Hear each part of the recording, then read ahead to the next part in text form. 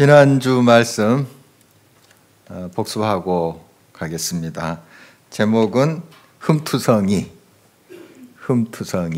이렇게 정해놓고 말씀을 나눴는데요. 제사장이 되어서 성소에 들어가서 이제 하나님 앞에 또 떡상을 차리고 향단에 불 이렇게 붙이고 이렇게 그 제사장들이 했어요.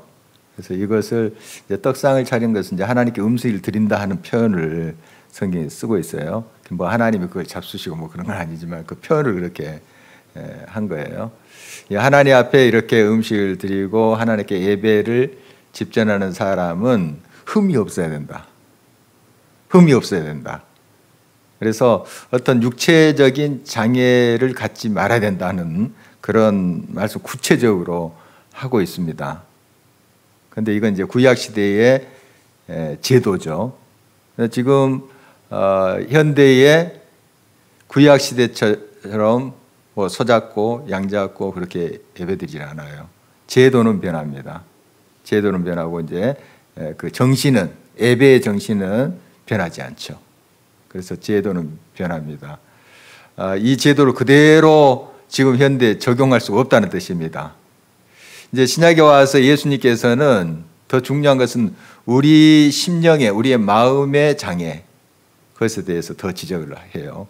그 바리새인과 서기관들은 이런 율법 조항들을 아주 철저하게 지키면서 우리는 이렇게 흠 없이 정결하게 하나님 앞에 예배드린다 이렇게 자랑을 했습니다만은 예수님은 그들의 속에 있는 위선, 또 거짓, 폭력적인 것 이런 것들을 더 지적했죠. 그래서 해칠한 무덤이라고 그들을 표현하기까지 했었습니다. 겉은 이제 율법을 잘 지키는 것처럼 그렇게 보입니다. 그러나 속에는 미움과 증오와 악독과 음란이 있었던 것이죠. 그런 채로 거룩하다, 성결하다 이렇게 그들이 이제 행세를 했기 때문에 예수님께서 그걸 굉장히 지적하시면서 회개를 촉구했던 것을 보게 됩니다.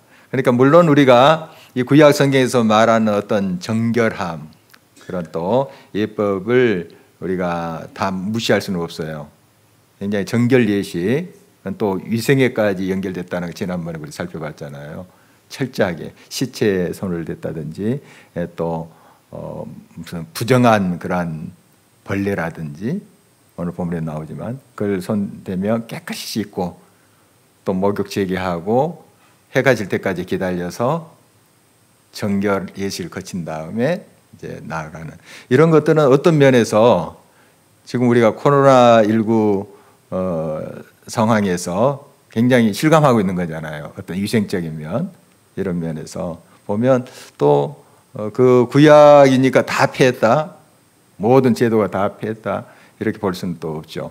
그런 면에서 우리가 또 정결한 그런 삶의 자세가 필요할 겁니다. 그러나 더 중요한 것은 우리 심령에 장애가 있나 하는 것이죠. 심령에.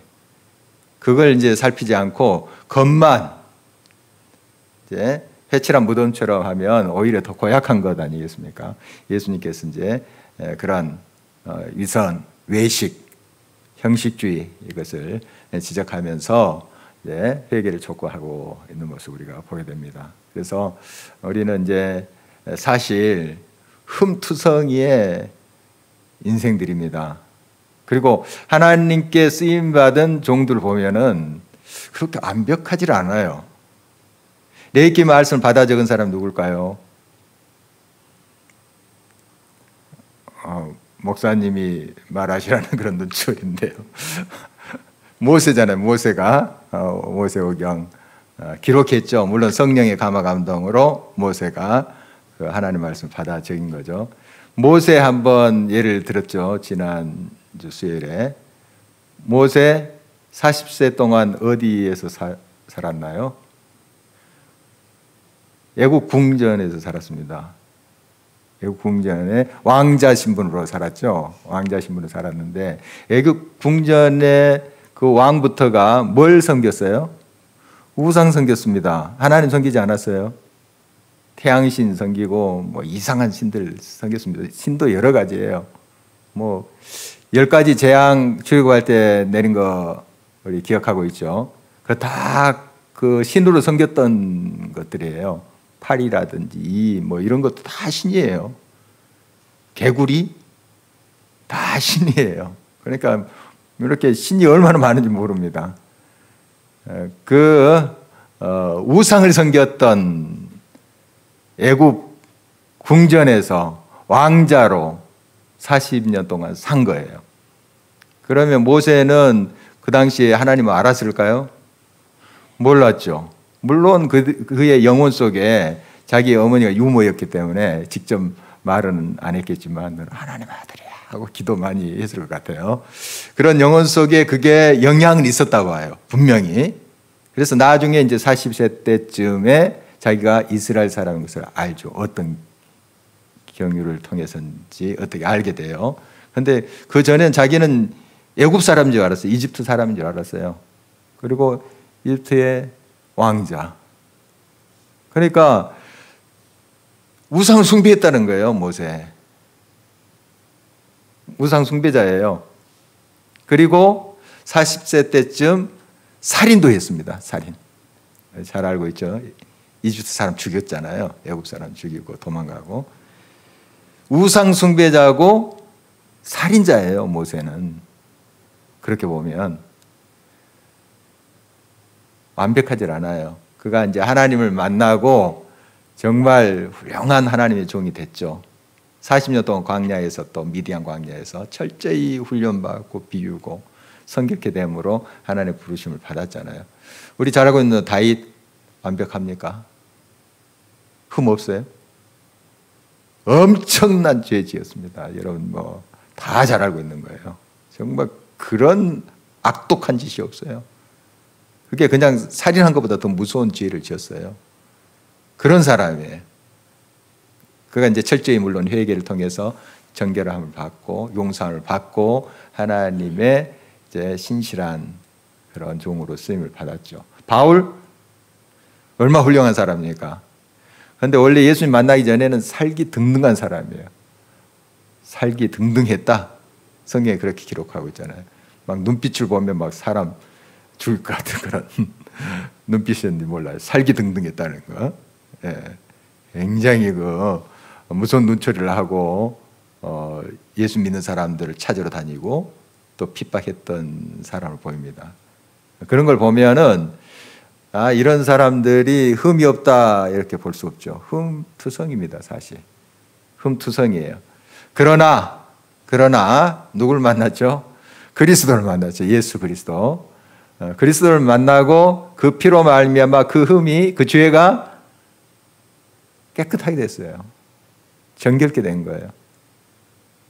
그래서 그들이 이제 하나님의 아름다운 일꾼으로 세움을 받고 사역을 감당하고 있는 것을 보게 됩니다. 다이아몬드 이야기 기억나신가요? 제가 지난주에 했던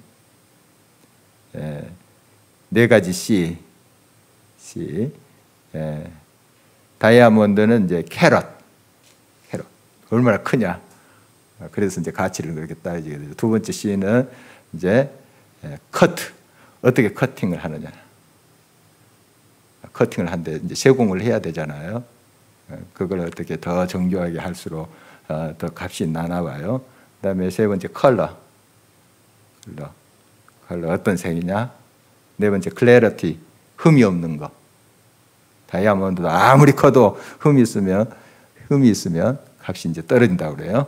어떻든 그렇게 이제 사람도 평가하는데 얼마나 커팅이 잘 됐냐, 외모적으로 뭐 그렇게 멋있냐, 얼마나 많이 가졌느냐, 얼마나 큰 캐럿이냐, 뭐 그런 걸로 이제 사람을 평가하죠. 하는데 사실 흠 없는 인생 없습니다. 아무리 기가 막힌 다이아몬드도 하나님의 빛 앞에 서면 다 흠이 있을 거예요. 흠 없는 게 없습니다. 흠 없고 그 찌꺼기 없는 것을 이제 순금이라 하죠. 순금. 100% 순금이 있을까 이 세상에? 우리 심장노님 보셨어요? 100% 순금. 말이 틀린 거예요. 100% 돼야지 순금이에요. 순이란 말이 완벽하다는 뜻이에요. 근데 순금이라고 치자 하는 거예요. 그냥 그렇게 우리 치자. 완벽하진 않지만 치자. 그런 거 아닙니까? 이 세상에 모두 완벽함이라는 게, 완전하다는 게 그거 아니에요? 전혀 흠없는 사람은 어디 있습니까? 우리 심장님도 흠없게 보이지만 아니에요. 다 흠이 있고 뭐 저 역시 마찬가지고. 하나님 빛 앞에 서면 죄인이에요. 죄인이 아닌 사람 어디 있을까요? 한번 손 들어 볼래요? 하나님의 빛 앞에 죄인이 아니다. 없어요. 없습니다. 다 흠투성이에요. 흠투성이에요. 그렇죠. 인정하시죠? 예, 뭐 우리가 살인하지 않았고 뭐 도둑질하지 않았지만 우리 세상의 법에 저촉되지 않는 하나님 법에 저촉된 것들이 얼마나 많습니까? 우리 서로 미워하는 마음까지 살인한 거라고 성경을 이야기하는데요. 정말 그런 걸 따져보면은 어떻게 우리가 흠이 없다고 이야기할 수 있어요? 하나님 앞에 흠투성이죠. 하나님 빛 앞에 서면은 정말 흠밖에 없을 거예요. 그렇지만은 크라이스트, 마지막 C, 크라이스트, 그리스도가 내 안에 있으며 완벽한 새 피조물이 되는 거예요. 우리는 고린도후서 5장 17절 말씀. 우리가 예수 안에 있으면 새로운 피조물이라 이전 것은 지나갔으니 보라 새 것이 되었도다. 그러니까 예수님 때문에 우리가 의인이 된 것이고, 의라는 말이 그 100%라는 뜻이에요. 어둠이 없는 거예요. 의는 죄가 하나도 없는 거예요. 흠결이 하나도 없는 걸 의라고 하는 거예요. 그런데 어떻게 우리가 의인이 될 수 있어요? 우리 스스로 갈고 닦아도 안 됩니다. 안 돼요. 그러나 예수 그리스도 그분이 내 안에 들어오고 내가 그 안에 거하게 되니 그분으로 인해서, 그분의 보혈로 인해서 나의 모든 죄의 흠 씻어진 거예요. 그래서 내가 의롭다함을 입은 거예요. 하나님의 빛 앞에 가게 된 거예요. 우리가 어둠인 채로 어떻게 빛 앞에 존재할 수 있어요? 참 빛이신 하나님 앞에 조그만 어둠이 있어도 존재할 수가 없어요. 완벽한 빛이 돼야만이 우리가 하나님의 빛 앞에 서게 돼요. 우리가 어떻게 갈고 닦아서 빛이 됩니까? 안 되죠. 예수 그리스도.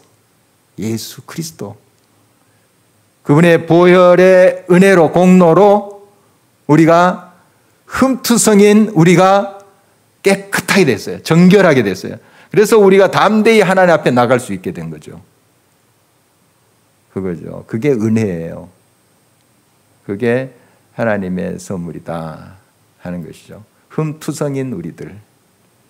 그러나 예수 그리스도의 은혜로 우리는 성소에 들어가게 되고 지성소까지 막 뚜벅뚜벅 걸어가잖아요. 이제 우리가 성찬식 때마다 이제 듣는 말이지만 정말 예수님이 십자가에서 달려 돌아가실 때 이제 몸이 찢기셨잖아요. 성소에 있는 휘장이 갈라졌어요. 지성소와 성소 사이에 있는 휘장이 갈라졌어요.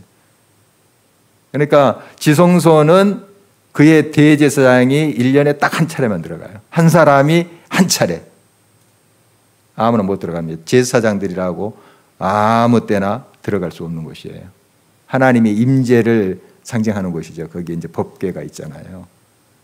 하나님의 법궤.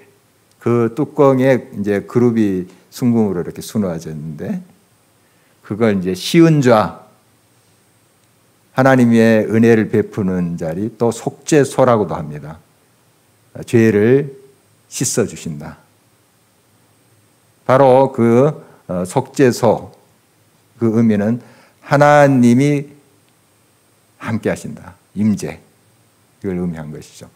그래서 그 대제사장 한 명이 1년에 딱 한 차례 들어가는 그 지성소, 하나님의 임재 앞에 우리는 예수 그리스도가 십자가에서 몸이 찢기심으로 언제나 갈 수 있게 되는 거예요. 언제나 하나님 임재 앞에 갈 수 있게 된 거죠. 뚜벅뚜벅 겁도 없이. 옛날에 함부로 지성소 들어갔다가는 즉사했습니다. 그렇잖아요. 어둠인 채로 빛 앞에 있으면 존재할 수 있겠어요? 존재할 수가 없는 거죠. 그러나 우리를 빛의 아들, 딸로 만들어 주셨어요. 예수 그리스도의 은혜로 너희는 빛의 자녀라. 아들, 딸. 그래서 우리는 참빛이신 하나님 앞에 언제든지 그 임재 앞에 나갈 수 있게 된 거죠. 우리의 의로요? 우리가 대단히 도덕적이어서? 아니잖아요. 예수 그리스도의 은혜, 보혈의 능력으로 가능한 것이죠.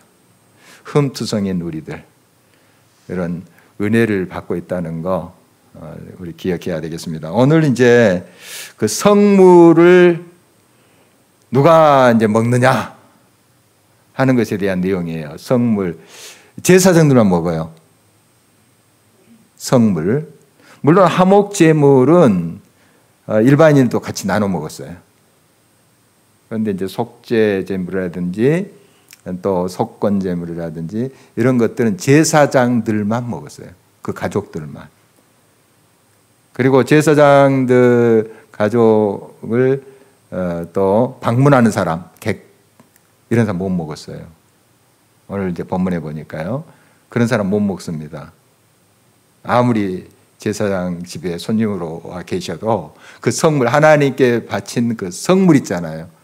속죄소제, 속건제 뭐 이런 성물 일부는 제사장들이 먹고 다 이렇게 태운 게 아니고 번제는 이제 다 태웠지만 하나님 앞에 거제는 들었다 하는 거고 이제 요제는 흔들었다. 이렇게 앞뒤로 흔들었다 그럽니다. 어떻든 이것은 이제 제사장들 가족이 먹었어요. 그러나 손님으로 온 사람은 못 먹었어요. 그리고 제사장 집에 품꾼으로 온 사람, 오늘 이제 본문에 있는 말인데요. 품꾼으로 뭐 일당을 받는다든지 이렇게 해서 고용된 사람도 못 먹었어요. 누구는 먹을 수 있느냐 하면 이제 제사장 집에 그 당시에는 종이 있었나 봐요. 종이. 지금은 이제 뭐 그런 게 없지만 돈으로 주고 산 종이 있었나 봐요. 이 종들은 이제 가족이 된 거예요. 그래서 그들은 먹었어요. 그 다음에 일반인들에게 이스라엘 사람이지만 일반인들에게 시집간 제사장 딸이 있어요. 못 먹었습니다. 그런데 이혼을 했거나 또 사별을 했거나 해서 다시 친정으로 왔어요. 제사장 집으로 먹을 수 있었어요. 뭐 이런 이제 내용이에요. 오늘 본문 보니까 이 성물 아무나 못 먹는다 하는 거죠.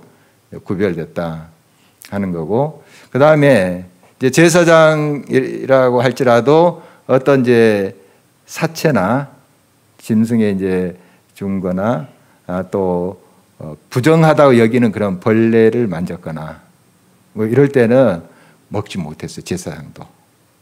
정결 예식을 거치고 온몸을 씻고 해가 질기까지 기다렸다가 이 성물을 먹을 수 있었다. 오늘 이제 내용을 요약하면 그겁니다.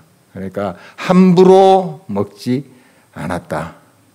굉장히 철저하게 이것을 지켰습니다. 거룩한 자만이 성물이니까 거룩한 그 음식이니까 거룩한 자만이 먹었다 하는 것이죠. 자, 그러면 이것을 지금 현재 우리의 삶에 또 어떻게 적용할 수 있는가? 옛날 옛적에 그랬다더라 하고 끝나면 안 되잖아요. 우리는 이제 베드로전서 2장 9절에 보면 왕 같은 제사장이라고 하잖아요. 우리는 제사장이에요. 그래서 이제 먹을 자격은 된 거죠. 하나님의 거룩한 음식을 먹을 자격은 됐어요. 이제 하나님의 거룩한 음식이 뭘까 하면 이제 좀 좁은 의미로 성찬이에요. 성찬을 들 수가 있습니다. 성찬 누가 먹을 수 있겠습니까? 하나님의 자녀들, 제사장, 왕 같은 제사장인 저와 여러분이 참여할 수가 있어요. 아무나 참여할 수는 없습니다. 가다가 뭐 빵 나누고 이제 이렇게 음료 나누니까 들어와서 그냥 예수님도 안 믿는데 막 성찬에 참여하고 안 돼요. 그런 건 아니에요. 그냥 우리가 이제 음식을 먹고 이렇게 나누면 이제 누구나 와서 같이 나눌 수는 있죠. 같이 먹을 수 있는데 성찬은 그런 거 아니에요. 거룩한 사람만 먹어야 돼요. 이 성물은 제사장만 먹는 거예요. 제사장, 우리 왕 같은 제사장, 하나님의 구원을 경험한 자, 하나님의 생명이 있는 자, 그런 저와 여러분들이 이 성찬에 참여할 수 있습니다. 그 성찬을 먹을 수 있는데, 그런데 제사장이 다 언제든지 먹을 수 있는 것은 아니에요. 아까도 이야기했다시피 어떤 부정한 것을 만졌거나 이런 경우는 그 성물을 먹지 못했어요. 정결 예식을 거치고 이제 그런 다음에 또 일정한 시간을 지난 다음에 준비했다가 먹었어요. 그런 걸 이제 보면 우리가 이제 하나님의 아들, 딸이 됐습니다. 왕 같은 제사장들인데 또 우리의 삶 속에 또 그 성찬에 참여하지 못할 그런 그 상황이 생길 수 있어요. 내가 그때는 이 성찬에 참여 안 하는 거예요. 고린도전서 이제 11장 말씀 보면 성찬에 대해서 쭉 나오잖아요. 나오는데 이 당시 이제 이 고린도 교회에 그런 것이 있었나 봐요. 성찬을 함부로 먹고 가볍게 여기는 그런 사람도 있었나 봐요. 그래서 이제 바울이 교훈을 주는 겁니다. 그렇게 준비되지 않고 이 성찬에 대해서 하나님 앞에 진지하게 거룩함으로 나가지 않는 거, 그 죄다. 이렇게까지 지적하고 있습니다. 그러니까 함부로 먹고 마시는 것은 죄를 먹고 마시는 것이다. 고린도서 11장 말씀에 의하면 그렇게 지적하고 있습니다. 그러니까 이 성찬에 참여하기 위해서는 우리가 자격은 있지만 지금 내가 지금 현재 그 성찬, 거룩한 떡과 잔에 임할 수 있는 준비가 되어 있는가 항상 살피고 성찬에 참여하셔야 돼요.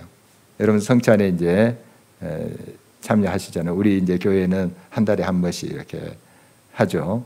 하는데 여러분들이 늘 기도하고 준비하고 이 성찬에 참여해야 돼요. 생각 없이 참여해서는 안 돼요. 안 됩니다. 그냥 이건 그냥 빵하고 포도즙인데 이렇게 쉽게 이제 생각하시는 분은 없겠지만, 물론 우리가 기념하면서 이것을 이제 성찬식을 임하지만, 그러나 정말 주님의 살과 피를, 그 의미를, 헌신을, 그 사랑을 기억하면서 참여하는 것 아닙니까? 그래서 가볍게 생각해서는 안 된다 하는 거죠. 그래서 늘 성찬식 때마다 여러분들이 다짐을 하겠지만, 그 광고가 일주일 전 이렇게 나갔을 때 늘 삶으로 준비해야 됩니다. 그러니까 광고가 그렇게 나가잖아요. 삶과 기도로 준비하세요. 이렇게 나가잖아요. 간단한 멘트지만 여러분들이 진짜 그 성찬식을 위해서 준비하셔야 돼요. 마음의 준비. 물론 우리가 하나님 앞에 완벽한 의인이 어디 있겠어요? 그러나 주님, 내 부족하지만 예수님의 그 은혜로, 보혈로 나의 허물, 내 속에 있는 악한 것들 고백하오니 씻어주세요. 이렇게 하고 성찬에 참여해 보십시오. 물론 그렇게 하고 계시겠지만 주님의 은혜와 사랑을 깊이 만나야 돼요. 다르죠. 그냥 생각 없이 참여해서는 안 되는 거예요. 그러니까 그냥 아무런 생각 없이 이렇게 성찬에 참여한 것은 아닌 것이죠.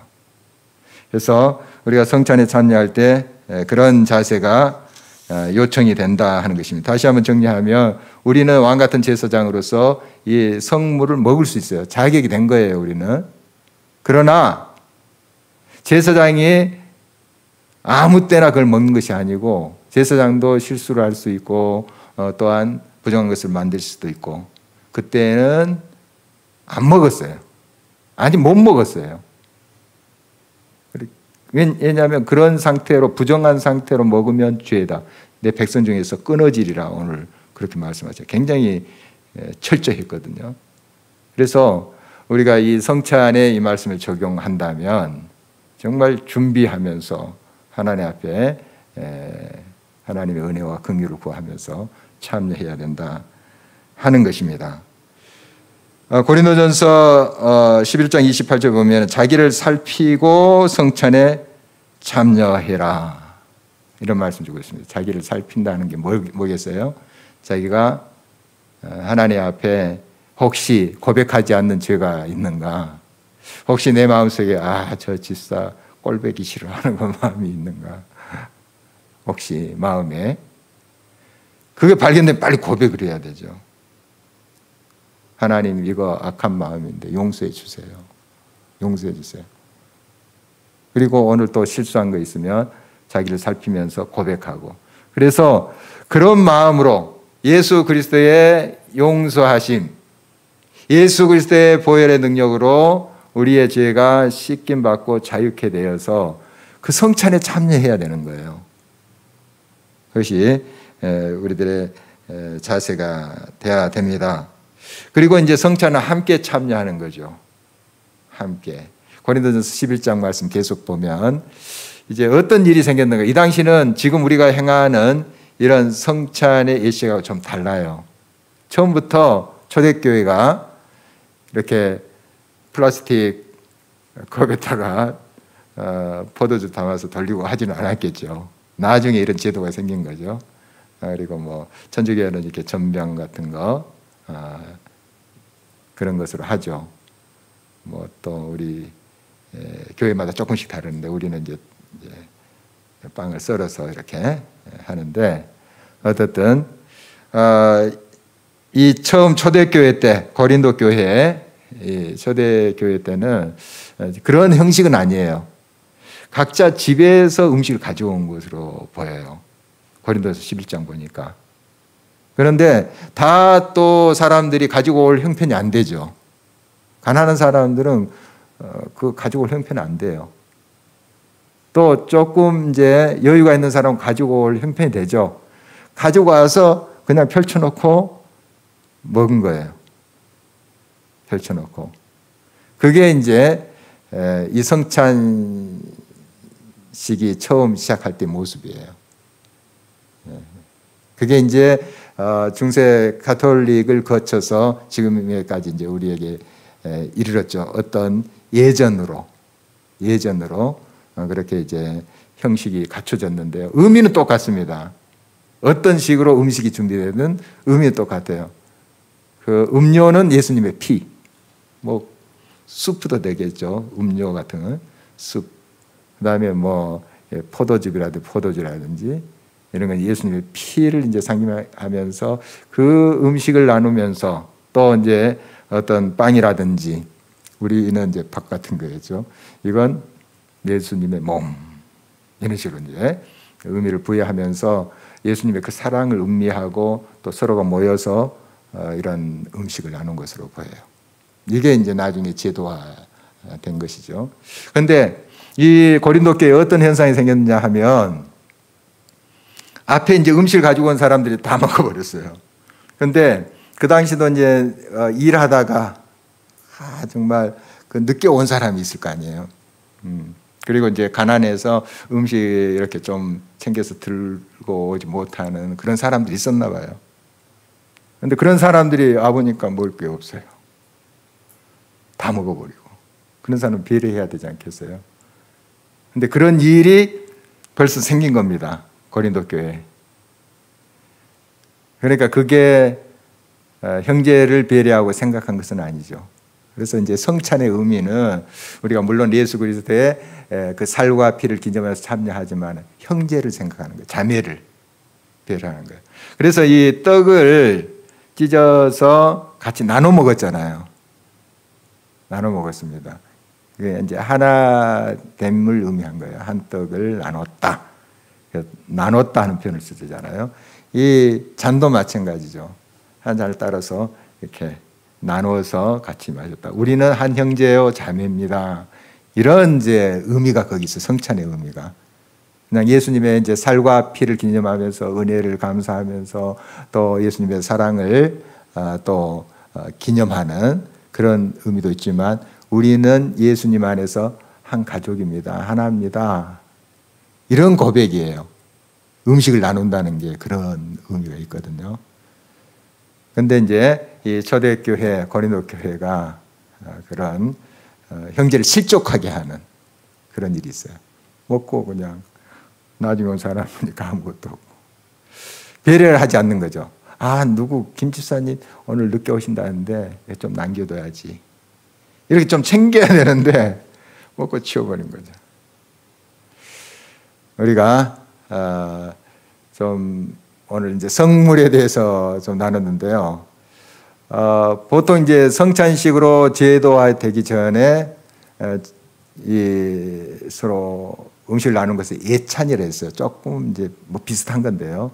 예찬 이제 영어로는 love feast라고 하는데 그냥 음식을 준비해서 서로 나눠 먹는 거예요. 이게 이제 광범위한 성찬의 의미예요. 제가 한 40년 전에 83년도 같아요. 제가 한 선교단체에서 훈련을 받았습니다. 훈련 받았는데 그 예수전도단 DTS에 6개월 훈련 받는 건데 3개월 훈련 받고 3개월은 이제 팀으로 나눠져서 아우리치하고 전도도 하고 이렇게 이제 공동 생활을 하는 거예요. 근데 그 3개월 동안 훈련 받을 때 금요일마다 러브 피스트를 했어요. 예찬식을 했는데 그게 뭐냐 하면 저희들이 이제 훈련 받으면서 그 몇 끼마다 좀 아껴요. 아침에 감자 한 톨, 그다음에 사과 반쪽, 뭐 그 정도예요. 아침이 그 정도고 이제 점심은 이제 보통 라면에다가 뭐 호박 같은 거 썰어가 야채 푸짐하게 넣어가지고 그렇게 먹어요. 이제 좀 전략한 거죠. 어떤 데 수제비로 하고 이제 저녁은 이제 밥을 먹고 저녁 밥도 좀 소박하게 먹습니다. 그리고 전략한 것을 금요일 저녁에 주변에 어르신들 초청하기도 하고 또 주변에 이제 어떤 양로원에 가서 또 초청해서 모셔옵니다. 어른들을 모셔서 우리가 이제 준비를 해요. 뭐 인형극도 하고 그 당시 50 댄스 뭐 이런 것도 하고